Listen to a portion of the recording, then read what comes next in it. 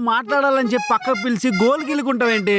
అదే ఎలా చెప్పాలో అర్థం కావట్లేదండి. పర్లేదు చెప్పు. నేను ఈ ఆఫీస్కి వచ్చినప్పటి నుండి మిమ్మల్ని అబ్జర్వ్ చేస్తున్నాను. మీరు అందరి మగాళ్ళ కంటే చాలా డిఫరెంట్గా ఉన్నారు. ఏం తేడా కొడుతున్నా? అలా కాదండి, ఆడవాళ్ళను సమానంగా చూసే విషయంలో మీరు మిగిలిన మగవాళ్ళ కంటే చాలా డిఫరెంట్గా ఉన్నారు. ఓహో, జనరల్గా ప్రతి మగాడు ఆడది తనకంటే అన్ని విషయాల్లోనూ తక్కువే అని ఫీల్లో ఉంటాడు. కానీ మీరు అలా కాదు, అందరూ అన్నిట్లోనూ సమానమే అన్న ఫీల్లో మీరుంటారు. అవునవును. ఈ ఆఫీస్కి వచ్చిన కొత్తలో మిమ్మల్ని చూసి ఆశ్చర్యం వేసింది.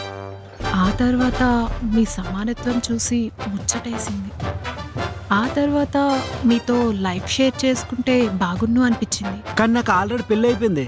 అది ఎప్పుడు జరిగింది? 6 నెలల క్రితం. నాకు తెలిసి ఇప్పుడు నీకు క్లారిటీ వచ్చింది.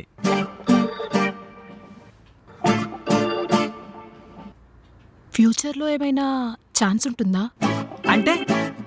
అంటే పెళ్ళైన సంవత్సరానికే ప్రతి పెళ్ళం మొగుడుతో సెట్ అవ్వక నువ్వు నాకు వద్దు అని చెప్పి వాళ్ళ పుట్టింటికి వెళ్ళిపోతుంది కదా, అలాగే మీ పెళ్ళం కూడా వెళ్ళిపోతే మీరు నన్ను పెళ్లి చేసుకుంటారా?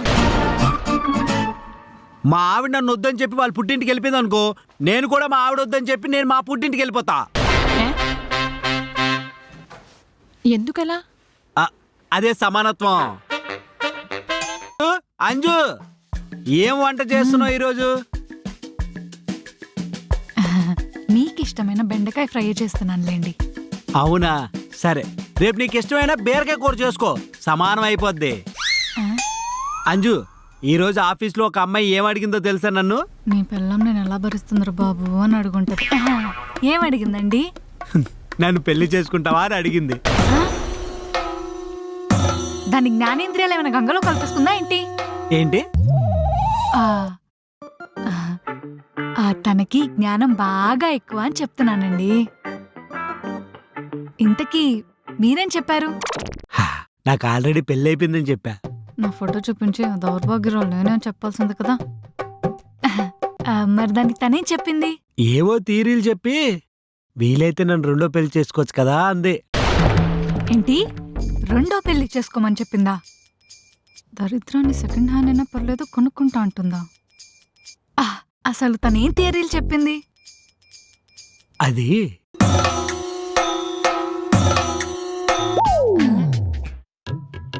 అమ్మో, ఇది నా కాపురానికి ఎసరెట్టలా ఉంది. ఏంటి ఆలోచిస్తున్నావు? ఏం లేదండి. ఇంతకీ మిమ్మల్ని ఎందుకు ఇష్టపడిందంట? అదా, ఆడోళ్ళని మగోళ్ళతో పాటు సమానంగా చూస్తాను కదా, అది నచ్చిందని చెప్పింది. ఏంటో పిల్ల. పెళ్లి చూపుల్లో నేను కూడా అలాగే అనుకుని పెళ్లికి ఒప్పుకున్నాను కదరా. తర్వాత తెలిసింది నీ సమానత్వం యొక్క శాడిజం. ఎవరితో అది నా జీవితం నాశనం చేసేసి నాతో పాటు దాని జీవితాన్ని కూడా నాశనం చేసుకోవడానికి రెడీ అయిపోయింది. నేను 12 నెలలు కష్టపడితే 12 లక్షలు సంపాదిస్తున్నా. అలా 30% గవర్నమెంట్కి ఇస్తున్నా అంటే సంవత్సరంలో 4 నెలలు గవర్నమెంట్ సంపాదించేస్తున్నా. అది నా బాధ.